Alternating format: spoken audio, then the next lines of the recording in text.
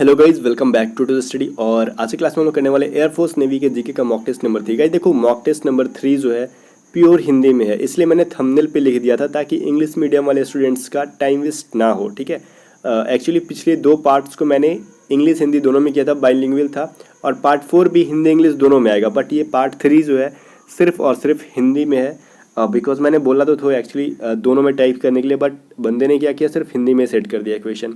मैंने लिख के दिया था टाइपिंग करने वाले को, बट उसने क्या किया, पूरा का पूरा क्या किया, हिंदी में टाइप कर दिया। कोई बात नहीं, पार्ट 3 पर टेंशन मत लो, पार्ट 4 आपका इंग्लिश में ही आएगा।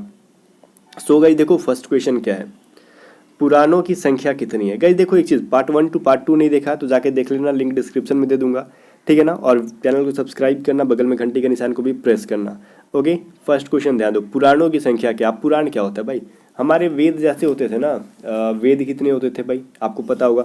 हमारे पास भारत में 4 वेद हैं, और वेदांग कितने होते थे, 6 वेदांग होते थे। तो वैसे ही हमारे पास पुराण होता था, ग्रंथ समझ लो, जैसे धर्म ग्रंथ माने जाते थे, वैसे ही पुराण भी वैसा होता है, ठीक है ना। तो ये क्या है भाई, ये टोटल मिला के 18 होते हैं हमारे पास। तो इससे आपको क्या पता चला, वेद 4, वेदांग 6 और पुराण 18, ठीक है ना।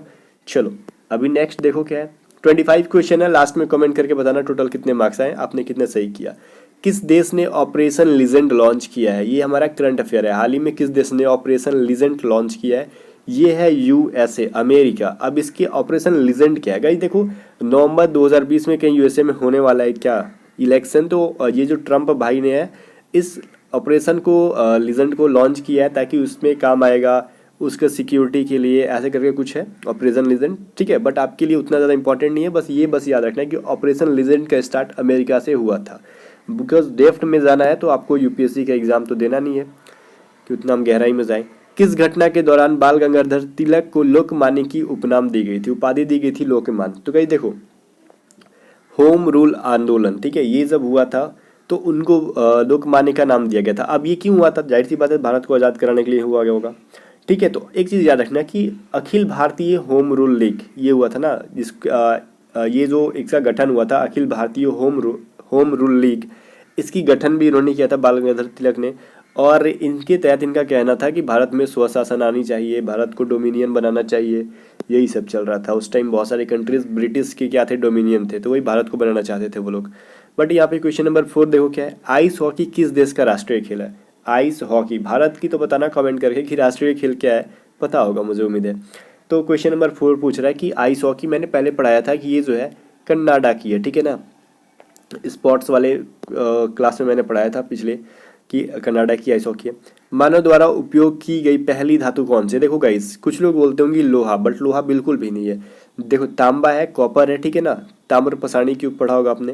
गाइस देखो, जब तांबा तो है, लेकिन लोहा जब इसका आविष्कार हुआ तब से भारत में क्या हुआ, जातिवाद में लोग बट गए। मतलब जो काम करते थे उस टाइम से, जैसे लोहा का आविष्कार हुआ ना, तब तक क्या हुआ कि लोगों में जातिवाद हो गया, ठीक है। मतलब समझ जाओ कि लोग प्रॉपर इस तरीके से कैटेगरी वाइज नहीं थे कि आप ये कास्ट हो, आप ये कास्ट हो, ये कास्ट हो, नहीं।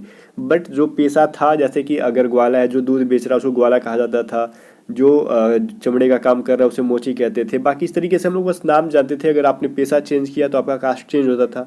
बट लोहे के खोज के बाद वो लोग फिक्स हो गए, जो काम कर रहे हो आपकी वो कास्ट हो गई। इसके पीछे भी बहुत बड़ी लंबी कहानी है, तो हम उतना डेप्थ में नहीं जाने वाले हैं, बिकॉज सुनोगे तो 1 घंटा लग जाएगा। निम्न में प्राकृतिक प्लास्टिक कौन सा है। तो गाइज एक मिनट याद रखना कि सबसे पहले हमने लोहे का खोज नहीं किया था, तांबे का यूज़ किया था, ठीक है ना। मैंने लोहा के ऊपर इतना स्टोरी बता दिया कि आपके दिमाग में बैठ गया होगा। निम्न में प्राकृतिक प्लास्टिक कौन सा है। देखो गाइज, ये जो है रबड़ है, पता है ये रबर अलग चीज़ होता है। आइसोप्रीन भी एक तरीके का रबर है, ठीक है ना। गाइज तो जाहिर सी बात है ए, बी और सी होगा नहीं। ये जो लाख है ये क्या है, प्राकृतिक प्लास्टिक है, जो कि मेनली हमें पहले कीड़ों से मिला करता था और अभी भी मिलता है, ठीक है ना। लाख ये जो है नेचुरल नहीं है, वो नेचुरल प्लास्टिक है, ठीक है, नेचुरल नहीं है बिकॉज वो कीड़ों से मिलता है, आर्टिफिशियल नहीं है। निम्न में कौन सी महिला ने भारतीय तिरंगा सबसे पहले फहराया था। तो गाइस देखो, भारतीय भिखाजी कामा, मैडम कामा के नाम से भी जानी जाती हैं। ये इन्होंने ही सबसे पहले जो है भारतीय तिरंगा को फहराया था। और इस समय जो तिरंगा जिस तरीके का मिलता है हमें बीच में चक्र, वो तिरंगा उस टाइप का नहीं हुआ करता था, उसका मॉडल उस टाइम अलग था, ठीक है। अभी देखो ये क्या है, ऐसी आर्थिक स्थिति जहां पर एक खरीदार और कई विक्रेता हो उसे क्या कहा जाता है। गाइस देखो, ये एक इकोनॉमिक्स का क्वेश्चन है, नहीं अगर आता होगा तो टेंशन मत लेना, आपके एग्जाम में रेयर पूछ देगा। देखो कभी कभी क्या होता है ना कि जहाँ पे बहुत कम कस्टमर हो, ठीक है, या फिर बहुत कम क्या हो भाई, वो बहुत कम दुकानदार हो, उसको हम लोग अल्पाधिकार बोल देते हैं। जहाँ पे क्या हो कि बहुत ज़्यादा कस्टमर होते हैं और एक क्या आता है भाई, सेलर होता है, एक बेचने वाला है, बहुत ज़्यादा क्या है कस्टमर आ गए, वो वहाँ पे अकेले बेच रहा है, उसको एकाधिकार कहते हैं। और जहाँ पे बहुत सारे कस्टमर पड़ गए, ठीक है, और बहुत सारे दुकानदार भी हो गए, कंपटीशन हाई हो गया, ठीक है। अब कस्टमर सोचेंगे इस पे जाए इस पे जाए, अब सेलर को प्रॉब्लम हो रही है कि मेरा बिक जाता मेरा बिक जाता है, तो उसमें कंपटीशन हो रहा है, उसको बोलते हैं पूर्ण प्रतियोगिता। बट ये क्या बोल रहा है, एक ऐसी आर्थिक स्थिति जहाँ पर खरीदार जो है एक ही होता है, एक ही खरीदने वाला होता है और बहुत सारे विक्रेता होते हैं, मतलब बेचने वाली दुनिया भर की कंपनीज है, दुकान है, खरीदने वाला कोई एक ही है, उसको हम लोग मोनोपोली कहते हैं, ठीक है, याद रखना। अपने आप में क्या था भाई, उसका डेफिनेशन था ये। हाल ही में किसे infra business leader of the year पुरस्कार, ये एक अवार्ड है, infra business leader of the year पुरस्कार, ये वेद प्रकाश दुदेदा जी को मिला है, याद रखना, वेद प्रकाश दुदेदा जी को मिला है infra business leader of the year, ठीक है। चलो अभी देखो, निम्नलिखित एशिया, निम्नलिखित में से या फिर निम्न में से किसे एशिया की रोशनी कहा जाता है, तो ये गौतम बुद्ध को कहा जाता है एशिया की रोशनी, ठीक है ना। मुझे उम्मीद है कि क्वेश्चन आपको पहले से पता होगा।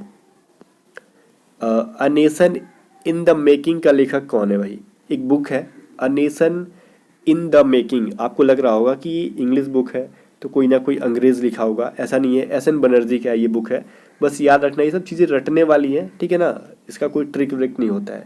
एस एन बनर्जी है। किस मराठा पेशवा को मैकियावेली कहा जाता था, देखो मैकियावेली जब दिमाग में आता है ना, तो भारत का मैकियावेली तो ऐसे चाणक्य को कहा जाता है, ये चीज़ याद रखना कि भारत का मैकियावेली पूछेगा तो चाणक्य को, ठीक है, लेकिन पूछेगा मराठा पेशवा के बारे में, किस मराठा पेशवा को मैकियावेली कहते हैं, तो नाना फडणवीस को कहते हैं। और नाना फडणवीस का वास्तविक नाम क्या था, तो नानाजी जनार्दन भानु नाम था इनका, ठीक है ना।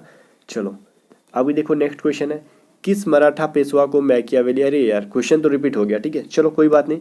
क्वेश्चन नंबर 14 देखो क्या हमारा, आज़ाद हिंद फौज के संस्थापक कौन थे, ठीक है। चलो क्वेश्चन नंबर यहाँ पे 25 था ना, 24 लेके टारगेट चलना, बिकॉज एक क्वेश्चन रिपीट हो गया वहाँ पे। आज़ाद हिंद फौज के संस्थापक कौन थे, तो ये रास बिहारी बोस थे, ठीक है। आज़ाद हिंद फौज के संस्थापक कौन थे, रास बिहारी बोस थे।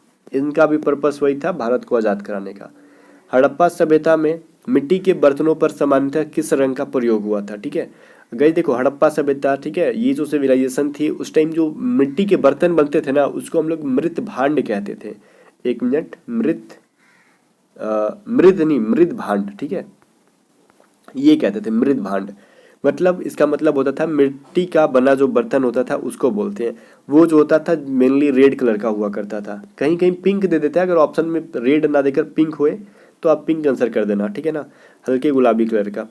निम्नलिखित में से कर्क रेखा जो है भारत के कितने राज्य से गुजरती है भाई, आपको तो पता होगा, ये टोटल 8 स्टेट से गुजरती है। कौन कौन सी, तो गुजरात, राजस्थान, मध्य प्रदेश, छत्तीसगढ़, झारखंड और त्रिपुरा, मिजोरम और पश्चिम बंगाल।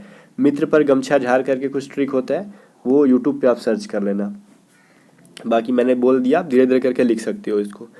भारत की सबसे लंबी सुरंग कौन सी है, जवाहर सुरंग है। अब आप कमेंट करके बताओ कि जवाहर सुरंग भारत के किस स्टेट में है, ठीक है, ये कमेंट करके आपका काम है बताने का। अभी देखो एक क्वेश्चन ये हमारा है, यह किसने सर्वप्रथम प्रतिपादित किया था, मतलब किसने बताया कि सूर्य हमारे सौर मंडल का केंद्र है, ठीक है, और पृथ्वी उसकी परिक्रमा करती है। पहले देखो लोगों को ना बहुत दिमाग में उल्टी सीधी हरकतें चलती थी, वो बोलते थे, कोई बोलता था ना कि पृथ्वी स्थिर है, सूर्य चक्कर लगाता है, लेकिन फाइनली किसी ने बताया कि नहीं नहीं भाई ये चीज़ गलत है, सूर्य जो है सेंटर में है और बाकी सारे ग्रह मतलब साथ में पृथ्वी भी सूर्य के चारों ओर क्या करती है, राउंड राउंड घूमते रहती है। तो इस बात को कॉपरनिकस ने बताया था, ठीक है ना। चलो भारत में संविधान संशोधन की प्रक्रिया का प्रावधान किस देश से लिया गया था, मतलब जो संविधान में अमेंडमेंट होती है, नए नए कानून को जोड़ते हैं, पुराने कानून को थोड़े बहुत सुधार करते हैं, वो प्रक्रिया दक्षिण अफ्रीका से ली गई थी, साउथ अफ्रीका से ली गई थी, इस चीज़ को याद रखना। क्वेश्चन नंबर 20 क्या है, निम्नलिखित में से वह कौन सा देश है जहाँ पर आज भी राजशाही शासन, मतलब वहाँ पे राजा के द्वारा शासन किया जाता है, पीएम वगैरह नहीं है वहाँ पे, ना तो सीएम है, ना तो पीएम है, ना तो प्रेसिडेंट है, वहाँ पे कोई ना कोई सिर्फ राजा है। तो वो स्विट्जरलैंड नहीं है, वो स्विट्जरलैंड है, या फिर स्वाजीलैंड कहीं कहीं लिखता है उसको, ये स्विट्जरलैंड है, ठीक है, स्विट्जरलैंड अलग है, ये स्विट्जरलैंड अलग है, याद रखना। गति के नियमों का प्रतिपादन न्यूटन ने अपने किस पुस्तक में किया था, तो न्यूटन का बुक का नाम कौन सा आपको पता है, प्रिंसिपिया याद रखना, ठीक है ना। प्रिंसिपिया जो है न्यूटन के बुक का नाम है, इसी में उन्होंने क्या बताया था, गति के नियमों के बारे में बताया था, ठीक है ना। चलो क्वेश्चन नंबर 22 है। 22 क्या बोल रहे हैं, निम्न में से, एक्चुअली ना निम्नलिखित बोलने की आदत हो गया और यहाँ पे टाइप है निम्न, ठीक है ना। निम्न में से रक्त का थक्का बनना, ठीक है, जो ब्लड का जो थक्का बनता है वो किस विटामिन की वजह से होती है, तो विटामिन के की हेल्प से ब्लड का क्या होता है भाई, थक्का बनता है। जैसे क्या होता है, ब्लड अचानक से अगर बहने लगा, अगर विटामिन के ना रहे तो क्या होगा, ब्लड रुकने का नाम ले लेगा। और लेकिन जनरली होता क्या है, कहीं से ब्लड कट गया थोड़ा सा तो कुछ टाइम के बाद वहाँ ब्लड जम जाता है, वही चीज़ है। निम्न में जो बोस इंडिकस जो है वो किसका जो है साइंटिफिक नेम है, वैज्ञानिक नाम है, बताओ। वो जो है गाय का नाम है, ठीक है, बोस इंडिकस गाय को कहते हैं, ठीक है ना। और बाकी इन तीनों का साइंटिफिक नेम आप कमेंट करके बता दो मुझे। क्वेश्चन नंबर 24 है। देखो एक जो है महाभारत को जो है ना फारसी अनुवाद किया गया था, तो उस फारसी अनुवाद को क्या कहा जाता था, रजनामा, रज्मनामा बोला जाता था, ठीक है, जो कि अकबर के शासन में किया गया था महाभारत का फारसी अनुवाद। क्वेश्चन दो तरीके से पूछता है कि महाभारत का जो फारसी अनुवाद हुआ था वो किसके शासन में, तो अकबर के जो हुआ जो अनुवाद उसको क्या किया गया, रज्मनामा के नाम से जाना गया, ठीक है। और लास्ट क्वेश्चन आज का है, बहुत अच्छा क्वेश्चन है कि भारत आने वाला पहला अंग्रेज जहाज कौन सा था, ठीक है। अंग्रेजी जहाज जो था वो रेड ड्रैगन था। अब ड्रैगन सुन के आपको लगता होगा कि चाइनीज है, नहीं भाई, ये ब्रिटिश का ही था, ब्रिटेन का ही था। ये रेड ड्रैगन जो था इनका पहला जहाज था जो कि भारत में आया था, ठीक है। सो गाइज 25 क्वेश्चन हुए, 24 ही हुए बिकॉज एक क्वेश्चन तो रिपीट हो गया था। कमेंट करके बताना 24 में से कितने मार्क्स आपके आए, कितने क्वेश्चन सही किए थे, और निगेटिव करने के बाद 4 गलती किया तो एक सही में से भी नंबर काटना, ठीक है। फिर कमेंट करके बताना टोटल कितने मार्क्स आए। और पार्ट 1 और 2 देख लेना, साथ में कॉमन एरर के वीडियोज़ मैंने दिए थे, और स्पेलिंग का जो मिस्टेक्स होता है एग्जाम में आता है वो भी दिया था, उन सब का लिंक डिस्क्रिप्शन में दे दूंगा, जाके देख लेना। और कमेंट करके बताना, वीडियो को लाइक करना, दोस्तों के साथ शेयर करना। तब तक के लिए गुड नाइट।